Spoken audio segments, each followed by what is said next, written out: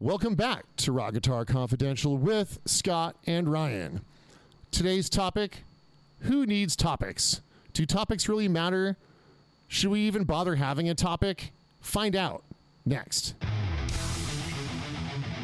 Yeah, to compare anyone to Nirvana is kind of a massive insult of just epic proportions. But Guitar Center employees are actually better, or actually worse than Nirvana. Nirvana is better than that. Yeah, and I like how we're just like right out of the gate with all that. Because it's so obvious and self-evident. My God, of course, Guitar Center people are terrible. Of course, that's just. I mean, I shouldn't have to even say that. I mean, dude, no doubt. Like, buy your stuff from literally anywhere else. Yes. Have you heard of the internet? There's other places. Just anywhere. Yeah. So what if you're in Sacramento, Skips Music would be a good place That's to go. right. Skips Music would be the best place to buy your stuff. Yeah, really the only place I'm aware of. And if they don't have it, special order it from them. That's true. Yeah, and they will. And they actually have people there who know what they're talking about and can talk to you about stuff. There are people at Skips who know how to set up a Floyd Rose. Yes, exactly, which is not as hard as the world seems to think it is. I don't understand why this is. I've had so many people in the last maybe month just tell me about, I talked to the Guitar Center person. They said, you don't want to deal with the Floyd Rose, man. I'm like, you mean like the stadium perfectly and be able to do whatever you want with the guitar and not play tune? How unbearable a situation that is, you know what I mean? It's correction. No, it's Guitar Center guy who doesn't want to deal with the Floyd Rose. Because he doesn't know what he's doing, you know what I mean? And right, you have to be able to tune a guitar. That's true.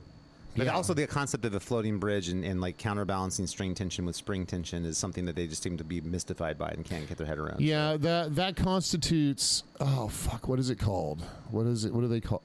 It's called work. Yeah, it takes a little bit of work. It's not even that much work. No, I know. And here's the thing: like, if you do that work on a regular basis, it gets easier. Yeah, and faster. Yeah. And then you have all the benefits of a floating bridge is locked. So you can stay in tune, do all the different pitch shifting you want to do, and actually knock out a tune. Because the Floyd Rose works exactly like a Floyd Rose is designed to work. If you know what the hell you're doing with it. Yes. You know what I mean? I don't understand, man. I put it in drop C and it just got all weird.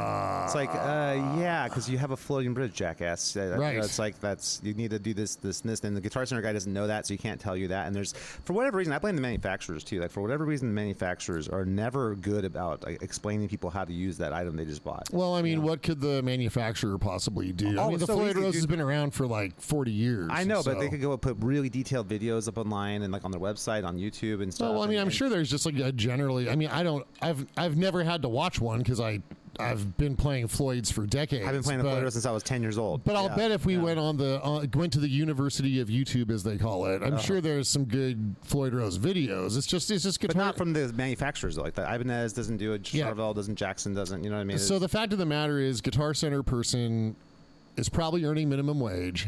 That's definitely true. Yeah, probably has no commission incentive, and if they don't sell you extended warranty, they're going to lose their job. You know what? None of that matters, dude. When their punk band's huge, it's not going to matter. You know what I mean? And so they don't even know. Oh man, do you have any? So Aftershock was this last weekend. Did you have some students go to Aftershock? I didn't. Well, I mean, if they did, they didn't say anything to me because it's just a horrible lineup. It's just horrible. We should probably warn our listeners, like as if the topic ever really matters. But today's topic is.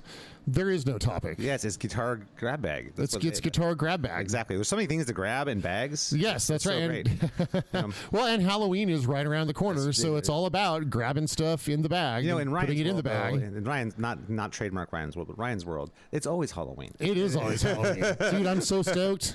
Every day to you is like Halloween. That just as Al Jorgensen taught us. Exactly. I'll tell you, there were those last couple of really good Ministry songs. I loved Ministry's first album that was all synth poppy and the one that he hates. Right? Yeah, that's the. Well, no, when he got all industrial and stuff, that's kind of when I fell off. Okay, I never got on, so I don't even. Yeah, I mean, Depeche Mode had already been doing industrial stuff. They're not heavy though. Bands like ostensibly is like a metal band. You know what I mean? Yeah, he wanted to be a metal. I don't know what Al Jorgensen wanted. I just know that I loved the analog synth sounds on With Sympathy. Like that was a cool, a spooky sounding album. Actually, I like analog synths. Period. Those are freaking rad, dude. Sure. Definitely, man. Yeah. Nothing captures that creepy '80s vibe like analog. In fact, I'm playing a horror game right now. It's called Chronos: The New Dawn. Yeah, you've told me about this. Yeah. It's set in post. It's set in early 80s Poland, right? So still communist regime. Yeah. Before the wall came down. Before Yes. Scorpions, before the Scorpions brought the wall down. Yes, before Scorpions, united East and West. Exactly. That's with the power of rock. The power of their song. You know, Yes. Yes, exactly. There's no one like them. Exactly. Yes. So I'm gonna just roll with that. Like it was time to black out, so they went and yes, they really had a blackout. Exactly. Yeah, anyway, so a big lunch. They had a big lunch. It was right? big lunch. Yeah, when I was a kid, I thought they were saying they really had a big lunch. Really had a big lunch. Big lunch. I don't know where you got big Makes lunch. sense. So that's so crazy. Well, I mean, I was in like 4th grade. My brain wasn't fully formed. That's I mean, we were kids. We were stupid. That's true. That's true. As all children are. I remember thinking that Dynamite was the coolest song ever too. I was like, Dynamite. Yeah, absolutely, dude. So cool. I mean, I love that era. Dynamite was fucking great. Yeah, it's funny. I know it's very cool to be into like the oldie Scorpions, and which is also cool. It is, but I was never into. I couldn't like legitimately say, yeah, I was super into that. I was into like Blackout On. That's like the Scorpions that I fell in love with. Same, dude. Absolutely. Well, it was the sound of harmony, guitar, and Klaus Meine's voice. It was all of those things. And the killer riffing, dude, and the song. I mean, they put the songs together so beautifully at the dynamics and like if you look at like the beginning of Rock Like a Hurricane, as much as everyone's heard that a million times, that the first dynamics. Thing I ever learned how to play. But the dynamic, that dun dun dun dun dun, this is so powerful, man. It's everything about how they put the arrangements together was just so badass. Dude, it's like it was a total mission statement for what I wanted to do with a guitar. Yeah. I mean, all that whole period. That's Worldwide Live, that was a big deal for me. I listened to that album a lot. Yeah. That was a great. I mean, the Tokyo Tapes is Tokyo like a classic, Tapes, but to me, Worldwide Live, because that's the era that I really loved from Scorpions. I remember having that and Doc and Beast from the East and listening to those back to back and stuff because I thought that was just so badass. And you know, I'm a huge fan of Matthias Jabs. Matthias Yabs is Yabs, yes. I think he's a great player, man. I've always thought his stuff is super. Totally, and he had the courage to like have a court endorsement. Yeah, exactly. Well, man, there's a lot of courage. Apparently, but, I mean, court guitars are fine. I mean, court is one of those like they're like Samick, right? Yeah. They're one of those. Didn't Samick and Court become the same company at one point? I don't know for sure, but I mean, they were one of those like ghost manufacturers where if you had your guitars built in Korea, it probably came out of the Court factory or the Samick factory. You know, even if it said Fender on it, not specifically Fender, but you never know. Blue Saraceno was playing the Samick for a short time, I remember, back in the day. Ooh. Yeah. So speaking of guitar endorsements. Oh, okay. Yeah. Yeah, so man, I'm going to take us totally. I can put a pin in this for later, but no, I'm on freaking pins and needles. What do you got? So speaking of guitars with a Floyd Rose on it. Okay, yeah. By the way, they are not that hard to set up. They really aren't. Don't listen to the Guitar Center guy. Yeah, they're totally fine. They work exactly the way they're supposed to. I mean, seriously, buy your guitar from literally anywhere else. Yep.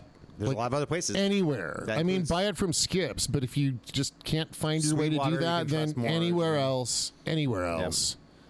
Exactly. Like literally anywhere. Like buy a guitar at McDonald's. I don't know. Buy a hobo on the street who has a guitar. I say, hey, can I borrow that guitar from me? That's perfect. That's exactly. Yeah. I mean, okay. Don't buy like a Chinese like Amazon guitar. Don't buy that either. Like that's the same. Can we just group? You're asking for trouble if you do that. I mean. Yeah, I know, but then you're gonna like damage a child and their ambitions to play guitar if you do that, and that's not cool. Guitar sucks. Yeah. Oh yeah. Wait, we were talking. So Aftershock just happened. Yeah, terrible. Oh my god.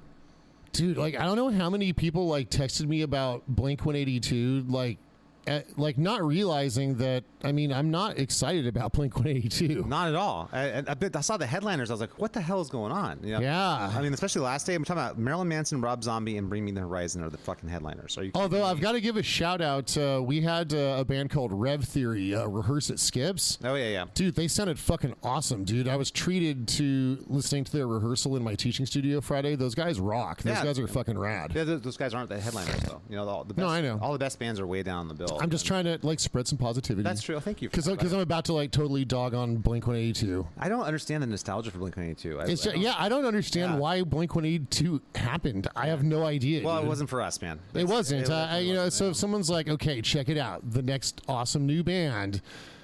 All right, so there's not going to be like a big stage show. There's not going to be like any pyro or big effects or anything. There's only three guys. There's not any guitar solos. There's only three guys, and now I'm thinking, okay, well that's fine. Like Rush is only like three people. King's X, that could be cool. Okay, and now check it out. They're all going to dress like skaters. They're going to sing songs about being dumb. Well, that's what they know. It's what they know. It's going to be the musical equivalent of the show Jackass. Yep. and there's no guitar solos. I think what you're describing is why they got popular, though. I think that's... Now I know. That's this, because you and I don't give a shit about any of that stuff. But they're the musical equivalent of the show Jackass. Yep, exactly. So, like, why am I going to be fucking stoked? Like, why are you stoked? Why is anyone Korn stoked? And Limp Bizkit, like, on these things that high on the... they're so terrible. They're so objectively terrible. I just don't understand. Yeah, I know. They're like the Korn thing, too. Who's like, pining for this? I don't... So Korn is like, jun, minor second, jun. Yeah, I know. Minor second. Scream and then... and then... Hey, look how weird I am. Yeah, exactly. I'm Jonathan Davis. Yeah. I'm a freak. Exactly. On a leash. Or maybe off the right. leash. And he's off the leash. Maybe. I don't know. The metaphorical leash. I don't know. So it's like either I'm a skater or look how freaky I am. Yeah, look at my mohawk and my piercings and stuff. But nowhere shall there be found any guitar virtuosity. Or interesting riffs or songs that have anything cool going on. It's just all bunch God forbid they sing. Well, okay, so I guess like Blink-182 has the like feel good party songs What's like down and stuff like that. And, right, and then like Korn's the I'm so misunderstood because I'm from fucking. What's Limp Bizkit sings? They're like a mentally challenged version of Korn. Yeah, I know. Well, you know, I at least somehow this last year someone or I read or heard, I guess like Limp Bizkit was supposed to be like a parody. Okay, but then they became like an actual but then they became an actual like band. I don't know. So that makes more sense to me, but yeah, I just the whole never okay to be Fred Durst. So like when Korn's like I'm such a freak, I'm so misunderstood. It's like, dude, I understand you guys. The answer is meth. Yeah, exactly. They're from Bakersfield or something like that, you right? came from Bakersfield. Yeah. The answer is meth. Yeah. That's all I need to know about fucking Korn. Yeah. Well, I mean, I don't need to know anything about Korn other than, delicious corn, like fuel corn and, that kind of thing. Shit, I can't even eat that kind of... Corn truck cereal. Corn truck cereal is still a part of everyone's balanced breakfast. Exactly. But otherwise, I can't eat that shit anymore. The corn, really? Yeah, dude, isn't it just basically like it's a grain, but isn't it just basically starchy like this? It's just all carbs. Well, I mean, yeah, it is a carb, but so is flour, so is many other things. Yeah, it's like I mostly don't eat that shit. Oh my god, well, I know. Good on you, I guess. Thanks. That's very cool. I feel much better these days. Yeah, I mean, I never partook of corn, if that makes sense. although, dude, I'm like total carnivore these days. So that makes sense. Sorry, you're going keto. You're doing the keto thing. I mean, not on purpose, but I guess that's what I'm doing. I'm totally just a vegetarian. Eats, but I do eat lots of. I've been eating lots of falafel, man. Me too. I mean, that's something you and I haven't come. You and I, dude, right here, dude, hell yeah, man. When I'm all into the Eastern Mediterranean food for sure. Yeah, so when good. And I found over at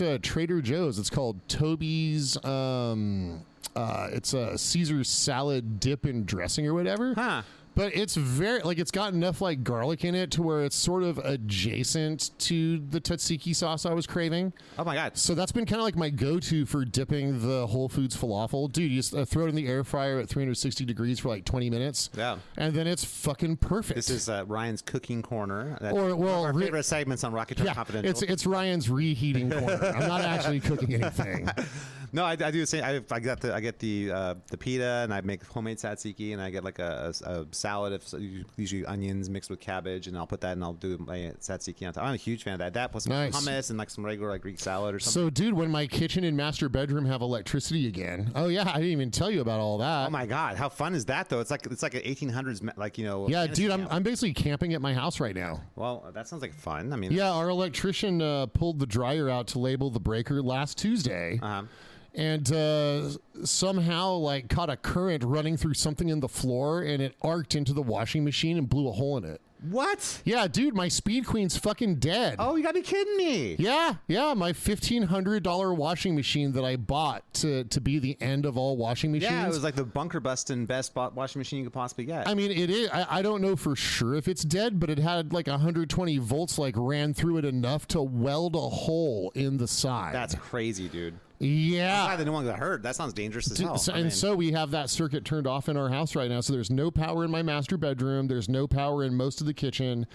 There's no power in my bathroom. I'm running the refrigerator off of an extension cord.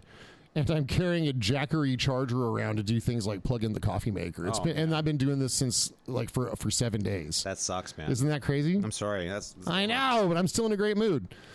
Well, you have falafel makes you in good mood. That's a good. That's right. Yeah. So these will have to be the hors d'oeuvres that are served when we have our home screening of Spinal Tap 2: The End Continues. Has already come and gone, which was so sad because I was for the last couple weeks. I'm like, okay, I got to make it out to the theater and see this. I'll go on, like, I wanted to see with you. I was like, I want to go see. Same here. So come and do the podcast afterwards. We'll do it. We'll just have to do it like seeing it on streaming. You know what I mean? So it was in theaters for like 5 minutes, and apparently it totally fucking bombed. Yeah, that's crazy, man. Because it's such a famous movie. Like Spinal Tap 1 is like a legendary. Everyone knows about it. You know, I'm kinda... so I've got like I've got two theories that might both be true. Okay. Well, number one, maybe not a theory, but I think we need to come to grips with the fact that like only guitar guys really give a shit about Spinal Tap. Musicians in general, yeah. Musicians in general, but I think it's mostly guitar people. Yeah. Well, I mean, I don't know if I'm sure like there's drummers and bass players. You know. Okay, bass player. I guess Big Bottom should be famous within the bass playing community. Yeah, when they did the the B3 tour with I think it was Jeff Berlin, Stu Hamm, and Billy Sheehan. that was their closing song. They did Big Bottom. Really, that's great. Yeah,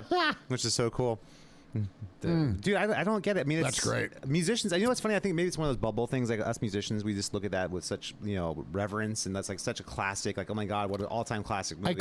I kid you not. I quote that movie at least once every day of my life. Yeah, of course. There's so many quotable things in that movie. My god, it's ridiculous. None More Black. I mean, think about that. Like 211. I think I quote that movie every day of my life, unless I'm gifted with a day alone at home at my house, which happens literally never. Yeah. Then if I have to talk to another human being for any amount of time, I'm going to throw out a Spinal Tap reference. Especially considering what we do for a living, dude. I mean, it's like, we have a guitar in our hands all day, every day. So it's one of those things that's kind of like, that's going to come up. You know what I mean? Yeah, surrounded by other musicians, definitely. But I know I do it with non-musicians just to see if they'll catch it. Yeah, I mean, I think people who are comedy fans know about that because it's such a classic comedy movie too. So if you're like into comedy, especially if you're like a Waiting for Guffman, Best in Show fan too, you kind of see that as just another Christopher Guest sort of comedy, if that makes sense. Well, another Rob Reiner kind. Well, Rob Reiner too. Yeah, but I mean, they kind of, I don't know. They have the same troupe that's in all those movies though, like the same group of people. Right, like a Mighty Wind. Yeah, exactly. All that stuff. Which is the folk version of Spinal Tap, basically. Right. You know what I mean? So if you're a fan of that kind of comedy, then you probably will be a Spinal Tap. If you're a musician, you're definitely a Spinal Tap fan. And I mean, think about how many other like think about a show like The Office, right? Like the fake documentary comedy. I mean, like freaking, what's the one, Modern Families, like that too, where they're interviewing them and stuff. Yeah, Parks and Recs, right? All of the right. So like Spinal Tap is Spinal Tap is the forebearer of all of that. Like I don't know. Sure. I don't think there's a movie that precedes This Is Spinal Tap. I don't think there ever was a mockumentary before that Spinal Tap. I think Spinal Tap was like the first one. Right. And like how many people saw? So just like the Blair Witch Project, right? How many people saw Spinal Tap and thought it was real? Oh, I have no idea. I wonder. Probably somebody, but someone. Yeah, I'm sure some people did because they played it exactly straight the whole time, and a lot of it was very practical, realistic stuff. Well, it's based on actual things that like getting lost under the stage. Hello, Cleveland. Like all the record company parties and stuff, and like all the. Oh God, yeah. That's just totally like that's real. Stonehenge. Yeah, Stonehenge. Exactly. Well, you're not as confused as Nigel, are you? Right.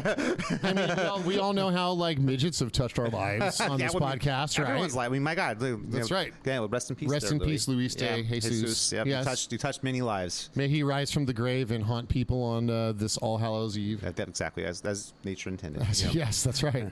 But no, go ahead. The Aftershock though, like I saw that lineup, and I was like watching, I think a Giants game or something, or maybe it was an A's game or something, and they had like the thing Aftershock, 2025, and I saw the lineup, and I was like, really? That's the lineup? I mean, I know. And I found that way deep down on the like Lacuna Coil played, I guess one of the days. They're okay. I mean, dude, Rob Zombie would be fun to go see. I mean, especially if he has John Five playing for him, like the band's going to be fucking rad and the show's going to be awesome. How is it possible that he's like opening for Bring Me the Horizon? Wait, he's opening? Yeah, it was him and Marilyn Manson and Rob Zombie were both opening for Bring Me the Horizon. Fucking what? Yeah, exactly. Oh my God, dude! I just saw footage of Megadeth opening for Disturbed.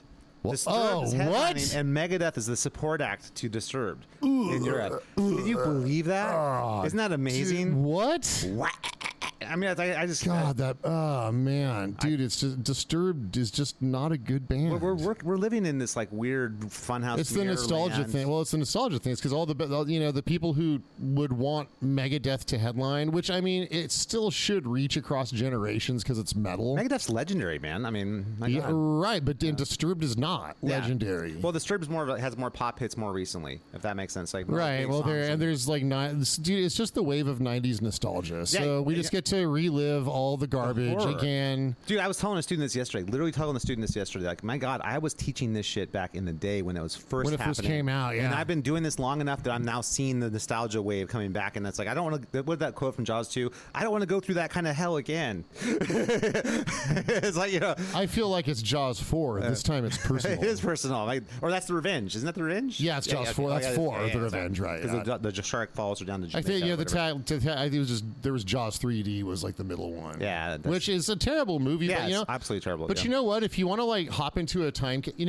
okay, so speaking of like aging and getting older. Okay, well, why are we talking about that? I don't know. because I think that's one of the reasons that Megadeth isn't headlining. I guess so. Because some of the audience that would want them to head. Well, not to mention they themselves are older. That's true. Dude, maybe Dave just wants to be in bed. Dude, that being said, like David Draymond's not some spring chicken. He's like almost 62. It's like, what are we talking about? You know what I'm talking about? I don't know, man. Maybe it's easier to make monkey sounds until like 9 p.m. That's true. He's not saving his voice or anything like than that. Than it is to like play awesome shredding guitar. Yeah. Well, I mean, Donegan can play. Just what you say? Can he? He sounds like a guy trying to play a guitar solo who doesn't know how to play a guitar solo. Dude, no, I mean, like, yeah, it was. So I had a student, a dear friend.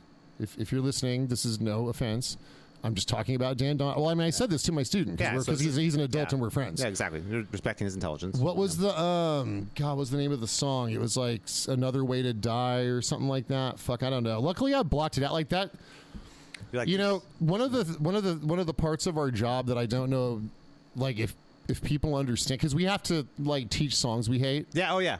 And be enthusiastic about it too. Dude, recently, like I had to teach a Post Malone Blake Shelton song. Oh God, it's fucking horrible. Oh my God, your vision of hell. But I love my student. Yeah, it's just it's just like Well, first of all, the vocals are severely auto-tuned. You know what? The range he's singing is like maybe like a half an octave too. Like, right. It doesn't need it. It's him and Blake Shelton are very obviously like massively auto-tuned. Yeah. And it's a bunch of white kids like out. It looks like they're having like a redneck party in the Florida Everglades. Like Post Malone's wearing a Cowboys jersey tucked into blue jeans. And here's a public service announcement, folks. Okay.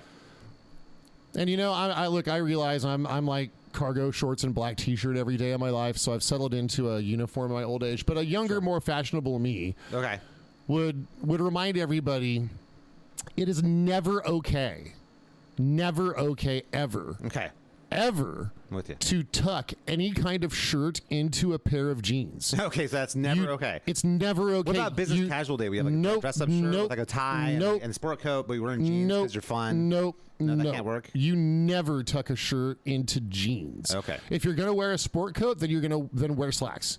All right. Right? This is how you have class, people. All right. It doesn't need to cost a lot of money. Just don't tuck your shirt into your jeans, because that's a great way to signal to others that you are an idiot. Okay. Maybe that's the whole thing. And then if you want like the extra points, then make sure it's a football jersey. And then for the extra credit, make sure it's a Cowboys jersey. Yeah. That's the main problem I had. Wearing the Cowboys jersey. That's tucked into your blue jeans. Yeah. Yeah, and that doesn't sound like a Cowboys fan, though. That's exactly the kind of thing I would expect from a Cowboys fan. Dude, and so it's just like it's a bunch of white kids, right? The girls in the Daisy Dukes with the cowboy boots. Oh, you're so clever, right? Drinking domestic beer. I mean, it's just it looks like it's like a Bud Light advertisement or Coors or whichever. It actually might literally be that. It might, yeah. Like it feels like product placement to me. The video, right? And I'm sure some very deep themes are going into in the song too. It's funny though. There are just like some like shots that like I paused it on of just like Post Malone like out in the Florida Everglades and stuff. It looks like he's like a nutria or like a possum. Like I told my student I was going to ask my like pest control company to put out some Post Malone traps. Can we call him? Can we come and call this dude? Yeah, well, because dude, sometimes when I'm on my morning walk, like I run across like the occasional possum. Yep. Right, or like a dead raccoon in the road or whatever. I mean, dude, there could be. Or like there's sometimes there's like a coyote that runs through Carmichael, and so I'm just thinking, dude, there could be like Post Malones out there. It's true. So everywhere, really. Right. So we need to make sure there's some Post Malone traps like under the house. So it'd be like a Coors Light, like a half drank Coors Light or something. Like what would be? I don't know. Slim Jam next to it or something. You know, it's like. Oh yeah, right. What would attract him? Yeah, like a Coors Light. Maybe like half of a Red Bull and like a Slim Jim or something. You know, like half a joint. Exactly. Well, I mean, it'd be like half a joint, like a pack of Marlboros. I thought we. Oh, and a bowl of corn truck cereal. Oh my God, that would do it. That would bring Blake Shelton for sure. And then no well, kidding. you got the corn truck cereal. Actually, it's got what? Not nutrients and such. You know what though? Like I'll bet like Blake Shelton seems so fake to me. You think? Yep, I'll bet. I'll bet he like only drinks like Shiraz. Probably no. He drinks imported stuff, dude. I guarantee. Like it's really good stuff, not just any Shiraz. Yeah, no, totally. Bach wine. Yeah. So he has this personal cellar that he's like. Of course, he has many cellars across many multi-billion-dollar properties. Like, dude, he's a country boy, man of the people, though. Yeah, dude, he doesn't fucking bust Broncos or rustle cows or any of that. Neither does his bullshit. audience, though. Either his audience has got this imagined idea of what Yeah, well, there's that. How too. salt of the earth they are and stuff. So anyway, yeah, I know. While they live in the suburbs. Yeah, exactly. So anyway, I mean, dude, where you live, I don't know if you get the same kind of wildlife, but just be on the lookout, dude. There might be like Post Malones, like especially as it gets colder and they try to find warm places. I'm so sad, man. To be mediocre. I thought we kind of had moved into the Post Malone era, but I guess we haven't. He's still with us, unfortunately. Ozzy's no longer with us, but Post Malone still is. So what I don't think, so like when you have to teach a crappy song like that, like you give up a piece of yourself. I always think like, have you never heard like Hot for Teacher? Let me play Hot for Teacher for you. Well, dude, like it follows me home. Yeah. Oh, so we're going to pause for a quick commercial break. Stand by. All right.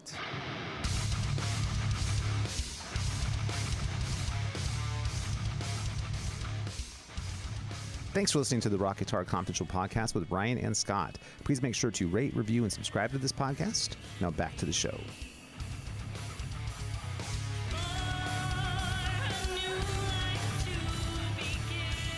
Yeah, so I don't know. I feel very horrified that the 90s is back. I thought I'd survived this. I had already moved on. It's like, I always describe it as like Jason Voorhees. Like I thought we buried him. He's done. We saved. That's we the thing I love about this. Jason Voorhees, right? I know, he's never. Imagine him really as done. 90s grunge music though. Like that would be in pop punk. You know, he keeps coming back, and you just keep trying to bury him and keep trying to move on with your life and pretend like it's over, but it's not over.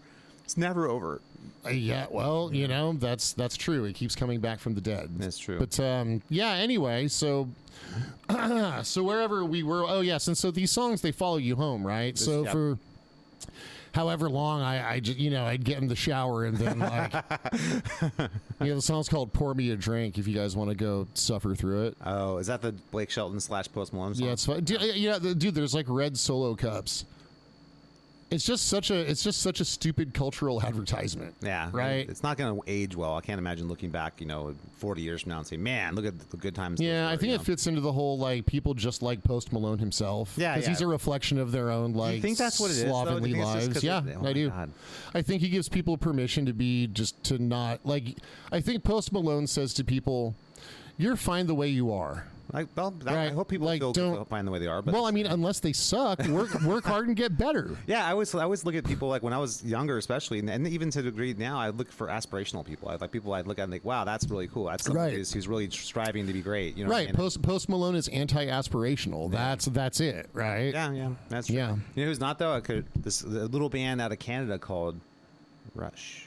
Yeah, that's right. Coming back on tour. Is it Annika? Annika Niles. Yeah, they've. So I don't know if anyone listening to this doesn't know this, but Rush is going to do a tour next year in 26. Mm-hmm. It's going to be Alex and Getty, and then they're going to bring in Annika on drums. And they said even maybe they might have a keyboard player so that Getty doesn't have to do the keyboard. Oh, cool! Like do the Taurus pedals with the keyboard. Call Derek Sherinian. Yeah. Oh my God, Derek would do it in 5 seconds. You kidding me? Dude, wouldn't that be great? Yeah, that'd be amazing. That'd be awesome. I mean, Derek's the best, so I'm sure that'll work. But they'll find somebody. If it's not him, it'll be someone else. But I mean, I can't believe how good fortune that is that they're going to go out and tour. Like, yes, you guys are both healthy enough. You're ready to do it. People are pining to hear Rush music live again. That's going to be incredible. It's going to be a adjustment period because it's not Neil on drums. You know what I mean? But that's still going to be awesome to hear those songs live. And I'm sure those guys, I mean, it's really for them at the end of the day. I think if you saw the statement they put out on YouTube the other day, they're just like, we're just so excited. We miss it. We want to go out and play for the fans and stuff. And it's gonna be awesome. How do you feel about that? Are you cool? I think, you know what? I think it's great. Well, especially since I got to check out some videos of Annika Niles playing, and she's a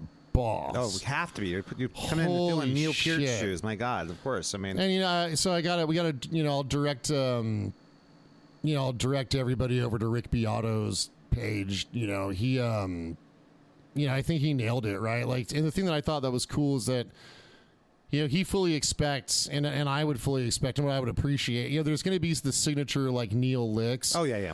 But she's definitely going to like have her own like style. It was just so nice to hear another respected musician like put it that way, because we talk about that on our podcast all the time. Yeah, that's what I'm sure what Alex and Getty want too. They want her to be her. You know what I mean? Yes, respect the parts that Neil wrote, but then bring your own flavor to it, of course. That's right. That's obvious. That's what you'd want from someone. You don't want someone to be a clone. No, come in and just do exactly what he did. Right. In this day and age of cover bands, just trying to just clone a song, or YouTubers who are just like, I'm just going to nail this, everything, all the tones, I'm going to make all the parts exactly the same. Like, what's the point? What's the point? Just listen to the original band. I don't need you to do that. Yeah, I don't want to watch you like trace a drawing. Yeah, exactly. It doesn't make any sense at all. Doesn't make. Yeah, I'm not interested in that. But so there seems to be a contingent of people who think that's the coolest, that you do it exactly like the other person did. It's like, well, shouldn't you just try to do yourself? Like, be your thing. You know what I mean? So I think it's great that and then I also think it's great that there's going to be, so now at all those Rush concerts, there's going to be one woman in the building. Oh my God, just the drummer. That's it. Yeah, right. It's going to be fantastic. Well, I mean, I'm not sure. There'll be the most women ever at a Rush concert. Well, no, there's always been the girlfriends who get dragged along. That's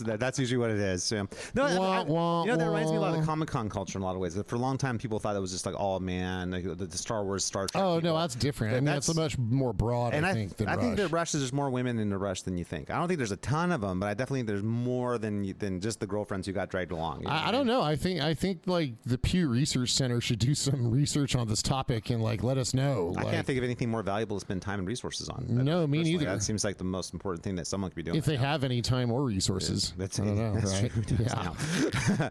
No, but I mean, it's just so cool. I'm such a massive Rush fan. It's like my second favorite band of all time, only to the mighty Van Halen. You know what I mean? Yeah, I'm just happy that like two best friends get to make music together. You know, it's like us. Exactly. We get to make music together. Yeah, exactly. And bring it to the world, and the world appreciates it. And it's great. And people know that they can go to xagesband.com and download it. And then while they're there, they can follow us on social media to find all the updates about the podcast and any other album releases and stuff. Yeah, they know. And when they're there, they might also link over to ScottAllenProjectBand.com too to find out all about my new album, Maximum Threshold, which is available at all places that are streamed and downloaded in digital music. They might just do that. They might just do that, right? Especially like any of our listeners that would like the quality of our podcast to improve, or for us to have a producer or something. Exactly. Those things require money. What? There's no money in any of this. The more people listen, then we could monetize this thing. We are content creators, baby. That's exactly. So if you love Rock Guitar Confidential, spread the word, man. That's what you got to do. Spread the word. Get other people listening to our little guerrilla podcast, and we'll make it better by investing money into it once it makes some money for us. Exactly right. And there's like shameless. In the meantime, we're doing this for the love. In the meantime, that's right. Yeah, and for the enjoyment of the listeners, which is all good. That being said, though, I'm so stoked. So Rush, they're going to get back to. I think that's great. With all the like tragedy of the last few, like we lost Jeff Beck, we just lost Ozzy Osbourne. Yeah. Oh yeah. I mean, knowing I lost Eddie Van Halen not that long ago. Right. We still have Motley Crue. Yeah. Yep. That's true. I think that's technically Mick Mars is still alive. That's true. Yeah. Well, no, but I mean, like John 5 is playing for him, but like is seeing Vince Neil live. I was going to put that in the tragedy bucket. Oh, you think so? Well, I mean, he definitely hasn't aged like a peach. I saw like a headline or something. Like I guess he's had like a handful of strokes. Yeah, in the last I saw that too on Blabbermouth. Yeah, poor guy. I mean, he's lived a hard life, man. The fact that he's still out and able to even he's lived a hard life. At the Gentleman's Club. What kind of hard life has he lived? Well, I mean, he's been partying like a crazy person for 50 years. You know what I mean? Well, yeah. He's not like a guy who's living for his 70s. You know what I mean? So we're both right. Yeah, exactly. You know what I mean, though? He wasn't thinking, hey, you know what? When I'm older, I'm going to better take care of myself now so that I'm better when I'm older. He wasn't thinking that. Shit. Like, how much cocaine and strippers can I do to still be good when I'm 75? I don't think he was thinking that, not at all. So, but now that he's like, mid 70s probably now, I got to imagine, or early 70s. It's crazy. Yep. It's interesting. I wonder, like, at what age, because that's we've talked about this before. Rock and metal, especially that kind of rock and metal, is definitely a young man's kind of music. So I wonder at what age it's harder, to pull that off. Pull off that sort of swagger that's required to be Vince Neil, singer for Motley Crue. Yeah, you know what I mean. If we already crossed that Rubicon, you know what I mean. And I think David Lee Roth, I think we definitely have crossed that Rubicon for him. It must have been awesome to be like a 35-year-old David Lee Roth. I can't imagine being a 75-year-old David Lee Roth, and how to kind of figure out, even who you are as a performer anymore. Is a lot of stuff that you built your brand on is not available to you anymore. You know what I mean? And it's tough. If you're someone like, I don't know, Jeff Tate or something like that, where your thing has been your voice your whole life, then you could just come up and have a kick-ass, but not that he does because his voice is shot. But is Jeff Tate's voice shot? Yeah, he's lost all the high end, and it's gone. But not Todd LaTorre. Not Todd LaTorre's voice is rad. It's incredible. Yeah. But I mean, like, if you built your brand on your voice being amazing, like Adele is from the pop world, that's an example. Like, she could just stand there and sing, and people will be mesmerized because she's got a great voice. Do you think? I always think of Adele, and this could not be technically correct, but like I always think of her as more of like a baritone. Yeah, I mean, but she's got range, man. She's got multi-octave range. She's incredible, and her tone and her freaking precision in terms of her notes, like she's tune control. I just wonder if like a voice like hers that I perceive as being a little deeper, like I wonder if that's gonna like wear better over time. I would think so, because you're not hitting those super high end stuff like the Celine Dion, like way up there kind of high stuff. Mariah Carey actually has aged pretty well, I gotta say. She sings, she's got a high register voice, and she still sings pretty well, I have to say.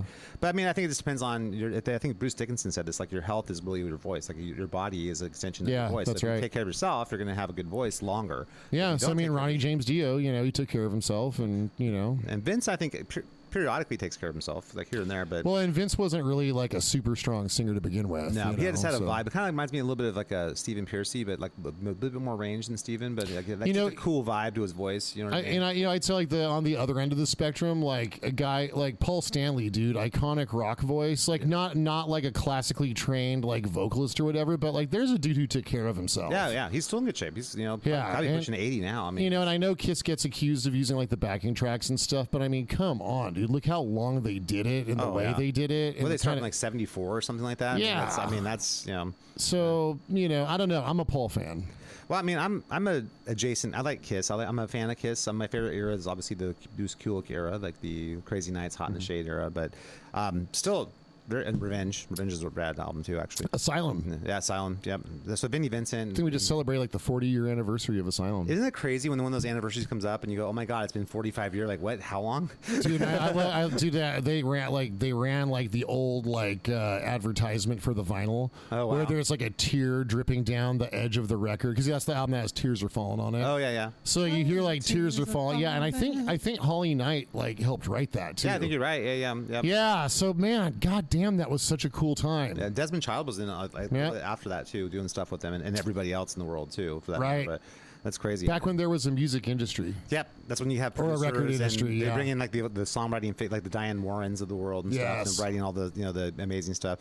It's funny. I've been watching. Dan Huff's got a YouTube channel. Dan Huff from Giant. Oh yeah. And I've been watching some of the stuff where he's breaking down some of the songs from Giant, and then that kind of showing, which is so cool to see. It's like freaking dream come true, like be able to see him breaking down all the tunes. But he'll tell stories as he's doing about I remember this producer and this and this and this. I'm like, that must have been so crazy that it had been, like you said, like when there actually was a record industry, like when there was like money, it was like a movie industry, it was like millions of dollars. They could bring in a producer paying $100,000 to work on the album or something. It was like no thing at all. Right. That just shows you like how different now and then is. Like now there's like everyone, dude, your whole promotional budget for an album from a relatively good sized independent label might be $3,000 for your entire promotional budget.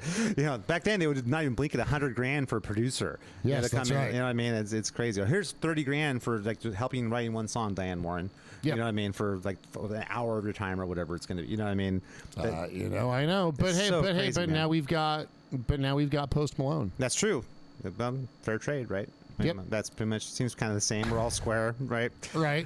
Things aren't terrible now, and they were better then. That's. I mean, like, look, if you're in like, if you suffer from food insecurity, right, you could always like, skewer like if you catch a Post Malone out in the wild, like there should be just enough meat to roast over the campfire for you and like one other person, or whatever. Right. Yeah. Like you'll probably get high. Yeah, it's probably right. So like you won't starve, but you will trip balls. That's Post Malone meat does that every time, right? It does every time. Yes. Controlled substance that is Post Malone. Right. Yeah. Yeah, so I don't know. But now Rush is back on the road. So Rush is back on the road. That's a good thing. After Yeah, all the tragedy we've experienced this past year, I think it's great that Getty and Alex. It's a win for humanity. Yeah, exactly. Like living in a world where like Getty and Alex are out like bringing their music to people, that I think that fundamentally makes the world a better place. Yep. Absolutely. And gives people a chance to see legends again. You know, and hear legends. I again, tell people, like all my younger students, when an older band comes through, like a Judas Priest or AC/DC or some band like that, you know, even like Leonard Skinner, like a good band, like an old band, right? Like, dude, go see them, because who the hell knows at that age? Like every tour could be the last tour, you know? Right. I mean? Like you don't want to be stuck with like nothing to choose from but Blink-182 and Korn and Avenged Sevenfold if you're really lucky. You know what I mean? I mean, at least Avenged Sevenfold can play. That's true. No, Avenged Sevenfold, those guys are good. You could do a lot worse than Avenged Sevenfold, but that's gonna be all we're left with soon. There's going to be Avenged Sevenfold and, you know, a handful of other bands like that, and the Shadows Falls of the world, that kind of thing. You know, like you certainly won't have like the Titans will all be gone. Yeah, very soon. Which is linked to that whole record industry thing. So like the gods of rock, the metal gods will one day pass us by. Now that's interesting, because I wonder if that ties back into Spinal Tap and why Spinal Tap bombed so much. Is I feel like Spinal Tap is especially the original one, is of such a time where like rock and roll was like really forefront of the zeitgeist. That was such a touchstone, because people looked at it, rock stars, rock shows. I totally get it. Whereas I think now, if you're like say under 30 or something like that, that's not something you think about, like rock and roll. That's like my dad's music, my grandpa's music. I mean, it's all New Country ruined all that. Yeah, exactly. But they see those old men, they go, that's exactly old men. That's old guys, you know. Right. And so, glory days. So here's the thing. So is it so did it bomb because it was just, you know, 2-word review shit sandwich, or like did they plan on it bombing, because that would be the most Spinal Tap thing that could possibly happen? On a meta level, I really hope that's the second one. I really do, but I have a feeling it's probably just people don't get it anymore. Like the most Spinal Tap thing that could possibly happen is for the sequel to come out and for it to bomb. Yeah, that's like true. There's no other way. Well, you know, honestly, as long as the movie's fun and interesting, and it's a win for all of us, you know. Yeah, dude, I'll buy it as soon as it's on Apple TV, whatever. I'll buy it day one. Yeah, exactly. Yeah, hands down. Yep, for sure. And it's, you know, I just feel like it's of such a time, and it's because you and I were kids at that time period. Of such a better time. It was, but we get it, and everybody of that time period. If you're a kid or a teenager when that came out, you know, it was 84 or something like that when it came out. That's like, of course, it makes all the sense. That was in the zeitgeist. I mean, if you look at like MTV at that time, everything you saw was bands that kind of looked like that, and it was like big shows and stuff like that. So I think it means a lot to people of like, you know, of probably our age and maybe like 10 years older than us, that kind of thing, like that whole range of people. That's something that they can really relate to, that particular thing that was happening in that movie. I think kids don't get, there's nothing about that makes sense to them. You know, they want to see Love Island or what, you know, Love and Hip Hop Atlanta or something like that. God. That's what makes. I mean, that's even probably not even the Gen Zers. Like that's more like the millennials thing. Yeah, I mean, whatever makes people dumb. Well, thankfully, there's no dearth of that. There's lots of things that make people dumb. Hey, you know, you got to sell Slim Jims and Thirsty 2 ounces at 7-Eleven. So and Doritos. So we got to, and Taco Bell. We got to keep people dumb. Yep, it's true. You're absolutely right. But I don't know. I mean, were we that smart back then, though? Too. Yeah, we probably were. Yeah, I mean, there was like more reading happened, I think, and the quality of all the art we consumed was better then too. I feel like. Yeah, I mean, I often try to stop myself, because I mean, when we were coming up, it was the TV's gonna ruin you kids. Yeah. I'm like, it's not like back when we only had radio. Exactly. And then before that, it was the radio's gonna ruin you kids. Exactly. And then we doing reading. That reading's gonna ruin you. Right. That reading's gonna ruin you. Well, you know. I mean, there still is a large portion of American society that thinks that reading will ruin you. Well, if you read the wrong books, you know, talking about science and whatnot. You know, right. You don't want to read anything that's sciencey. No, it's not cool. Anyway. Or challenging in any way. Right. Anything beyond see Ben run. Or maybe like Taylor Swift's autobiography or something like that. You know, speaking of which, you know, what movie didn't bomb this last week? Taylor Swift's movie that accompanied her album that came out. And you know, I gotta say, this is I'm torn on this one. I think it's so sad that the movie did so much better than Spinal Tap. But at the same time, like I walked into Target the other day, and there's a giant kiosk with all of her CDs and vinyls and stuff. Yeah, actually, I was, oddly enough, I went to Target the other day too. Oh my God, seriously? Yeah, dude, I was trying to find gym shorts. Oh my God. Dude, like trying to navigate a Target is so fucking daunting. Did you see the Taylor Swift kiosk? I did. I just thought it was, she has like a new album, something Showgirl, something. I think Life of a Showgirl, that's what they call it or something. But anyway, but there's people lining up to go buy vinyls and CDs. And that's that's a win. That's a win. That's good. That's good. Please, man. I think overall Taylor Swift is a force for good. Yeah, I think so. And I think that if some 13-year-old kid is going and buying the Taylor Swift album, vinyl or CD, going home, putting it on and listening to it and reading the liner notes, listening to the whole thing, dude. That's a good thing. That is good. Dude, I've done. Man, we are really doing the greatest hits on today's podcast because, like, I guess nothing ever changes under the sun because. During my whole making like everybody learn how to play at least Mr. Crowley in honor of Ozzy's death, who hasn't already learned it. Yeah. I don't know how many people under the age of 17. Like, I've laid this out. Like, go home and listen to Blizzard of Oz. Put your headphones on or your AirPods or whatever, and like sit in your beanbag. And listen to the whole. Close your eyes. Don't be on your phone. Yep. Don't be watching a movie. Yep. Start with I don't know. Work your way all the way through. Close your eyes and listen to the whole album, start to finish. Pay attention. Use your imagination. And like, dude, no one has made it through the whole album yet. Well, this is the generation we're talking about, dude. They don't have that kind of patience to sit and just do one whole thing of anything. It's TikTok. They want a minute and a half, 2 minutes. That's what they want. The idea of I'm going to spend 30 minutes. It's not even a long album. It's like 28 minutes or 30 minutes. It's not very long at all. No, it's not. It's not Rush. Yeah, exactly. Yeah. Or that's like an old Van Halen album. Like Van Halen album's like 28 minutes. You know what I mean? It's like, yep. And that's including the big bad Bill with Sweet William Now kind of stuff. Right. All the Dave filler shit. And Eddie's like 2 little like 45-second guitar solos and stuff. Right. Little guitars. Yeah, exactly. Yep. And so I just think we're just talking. I think it depends on the kid, but I think that generation, that's not a thing for them. Like sitting down and like, okay, I want you to just watch this whole movie. You ever try to watch a movie with like a kid? It's like 14. No, I try to avoid doing exactly that thing. I have a 15-year-old, and I've done this. I'm sorry, man. And it's very I've avoided that specifically for this reason. It's very hard to get them to sit and focus on anything for that period of time. It's really hard because they're so used to every couple of seconds this new thing of stimuli. That's what they are used to doing. Yeah, dude. The phones have rewired the kids' brains. Yep, to like God, what would be like parakeet level, where it's just like they can't focus for any time. Dude, it's like I've spent my whole life. Like I'm sure that ADD is a thing I struggled with growing up. I'm sure of it, right? Like I've never actually been diagnosed because we didn't get diagnoses when we were growing up. Yeah, just try harder. Yeah, right. Because mental health wasn't a thing growing up, but I'm sure that I suffered from it. My parents are convinced now too. Yeah. And of course, that's a lot. That eases with age and experience, and you learn how to, cope and stuff. Yeah. But it drives me nuts that I've spent my whole life like trying to increase my ability to focus. Mm-hmm. But like now they just don't make human beings with the ability to focus anymore. That's not true. There definitely are some out there. There are some. We're talking about the great, not as many. I'm talking about the majority. Yeah. Right. You're not wrong about that. The vast majority of that. But I mean, there definitely are some diamonds in the rough out there who can focus. And of course. I mean, I'm not like making a complete 100% blanket. No. Sorry, but yes, yeah, I feel bad that these kids are just being like programmed by a phone to be saddled with a problem I've worked my entire life to overcome. I feel really bad for them. Yeah, I mean, I think it's going to change and more for the next 15, 20 years. It's going to get worse.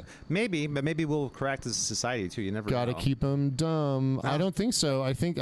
See, now we're going into Ryan's conspiracy corner. Oh, gosh, wait. Where's your tinfoil hat? That just feels right. Dude, I think this country, requires a permanent underclass.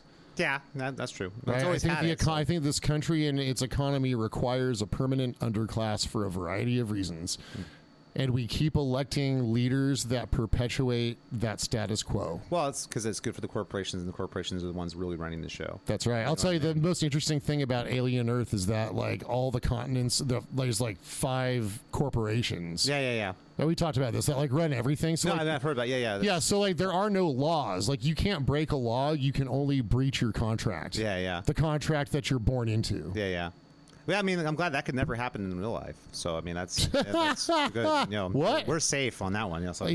Sure, yeah. It never, ever happen. That'll never happen. There's no way that corporations could become that powerful. I mean, that can't happen. That could never happen. Really? No. It's such a fantasy. I can't believe it. Right. With androids and artificially intelligent beings running amok. I can't imagine that'll never be a thing. You know what I mean? No.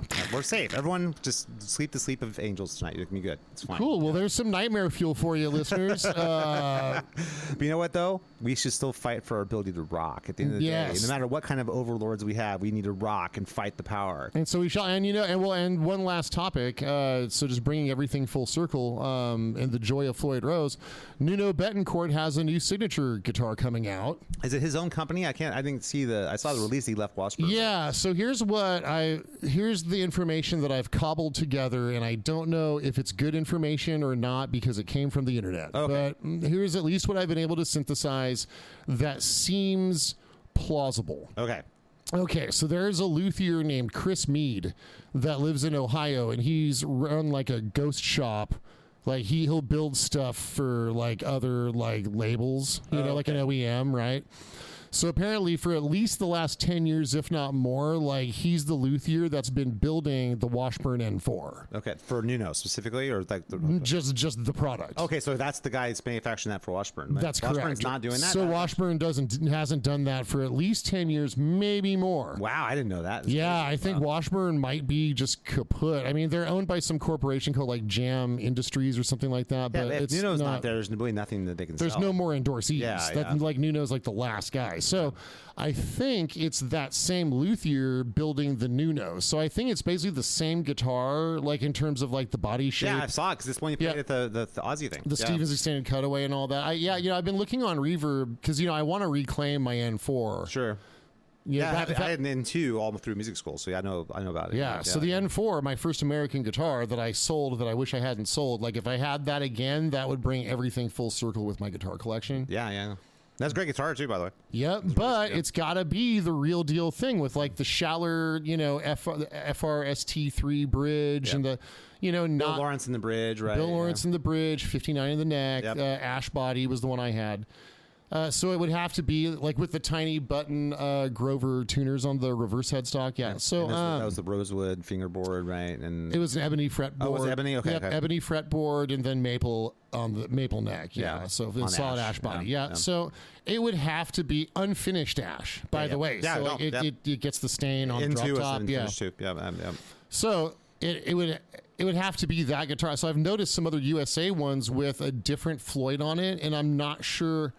Like, I'm done with the Floyd Rose 1000. Like, I'm not ever going to... Dude, I didn't work all these years to have a lesser piece of hardware on my guitar. I'm wondering, like only snobby shit for me now. I can't remember the last, 10 years, what the new... I mean, I've been at the NAMM show and stuff. I just never pay attention. The new Nunos. I'm not sure what they've done. I'm sure they've done some cost-cutting stuff, for sure. I think they did, and that's... So when some of the ones I found on Reverb just don't look like it's the right thing, even though it says it's the USA thing, so I don't know.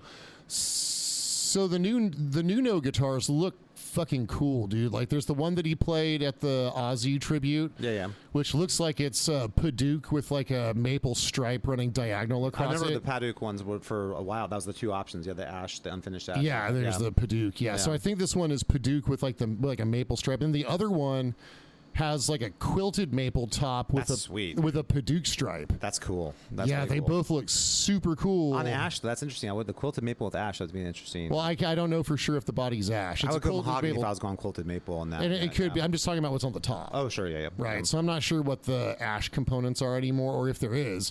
In the years since the N4 came out, ash has become a lot more rare. Like so swamp ash, ebony too, for sure. I mean, that's right. So us humans, the disease of the planet, have sucked up all the resources as cancers are wont to do. Yeah, that's true. So I don't know if they're making them out of getting a new line of guitars. That was pretty cool. Dude, absolutely. Good on the builder too. I'm sure he'll do just fine. That's now the place. I gotta imagine Washburn's kind of done, right? The actual company Washburn. I'm sure it's just a name, almost like Kramer. Remember, Kramer was defunct for a long time, and then they got bought up by Gibson. So right. So I have no idea. I've got no information on that, but certainly if I were to try and fill in the blanks, like having Nuno do his own thing, like certainly looks to me like it's like Washburn saying, or whoever owns Washburn, Jam Industries or whoever is saying like, yeah, this brand is kaput. Yeah. Didn't he have was it Randall was his signature amp? Was it Randall that built it? I know he had like the component, like the Well, Randall was also under the Washburn banner, or whoever the distributor was. So I'm not sure that's something he's probably using,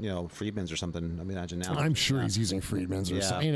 Nuno's going to be using top end gear, or I think maybe I saw an angle up there. So I mean, Angle's owned by ESP That's now. interesting. So yeah, because the Angle's got a very different kind of tone than what I would associate with Nuno tone. You know, Angle's got like a really bright, forward, sort of punchy, like metallic sort of tone. You know, at least all the Angles I've heard. Shit, I don't know. I really don't know. So I mean, I could see Nuno playing a Friedman. That seems like a Nuno kind of amp. Absolutely seems like a Nuno kind of for sure. Yeah, I mean that's that big warm kind of Lexi Marshall kind of vibe, and so with a little bit more gain. You know. What I mean? We're just gonna have to go to NAMM together this year and find out. Yeah, right. We'll figure out what's going on. Look, hey Nuno, what's up with that stuff? Yeah, dude? now that NAMM's back on January. Absolutely. And I've got to go to NAMM and take some classes and stuff. Oh yeah, we go like cooking classes or. Yeah, well, I mean, like we talked about, like I want to actually make my falafel from scratch. I don't want to just heat it up anymore. You know. Do you have a Dutch oven? Well, I mean, if I pull the blankets over right before I fart, I can trap Misty. She hates that, but. You just need so I can make my own Dutch oven, or maybe peanut oil. That's that and chickpeas. Well, I mean, I eat all kinds of stuff to create the perfect Dutch oven, like the night before, and so I imagine like peanut oil would probably be good. And falafel's got all the garlic and stuff, and the chickpeas. So like, I mean, if you eat falafel enough days in a row, that'll make for a pretty serious Dutch oven. Oh my that's God. for sure. Definitely. I've actually been there. I hate. You just want to make sure, like, use the comforter. Like, don't use like the blanket that allows the air to pass through it. You want the comforter that's actually going to seal it in, right? Yeah, exactly. It's these two precious resources. Right. You have to actually trap, like, you have to create an air pocket. Or a gas pocket. The most horrifying air pocket that's ever happened, ever. That's right. Oh, my God. That's right. So, of course. I mean, who doesn't know? I mean, I know everyone listening knows this. Okay. Of course. It's common knowledge. That's what people, that's what the kids are into these days. That's right. All they talk about on their TikToks and whatnot. I mean, that's all they learn in high school these days. It's just Dutch oven creation. That's it. You know what I mean? Well, if you want to learn more, then you should check out our website at xaegisband.com. Yes, that's www.exaegisband.com.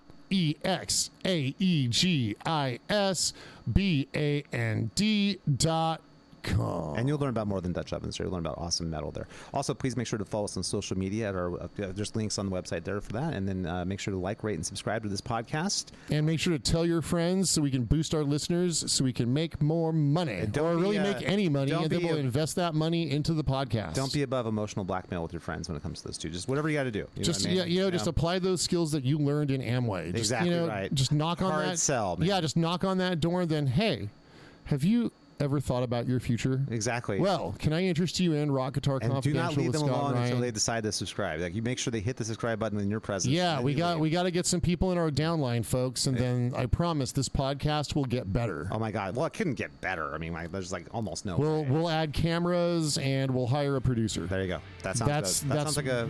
Those are my two promises. Those are the thing that cool. I love that. I'm on board, man. That's right.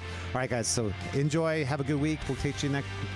We'll teach you next week. We'll teach you lessons here, but have a great week. We'll see you next time on Rock Guitar Confidential. Thank you so much. Peace.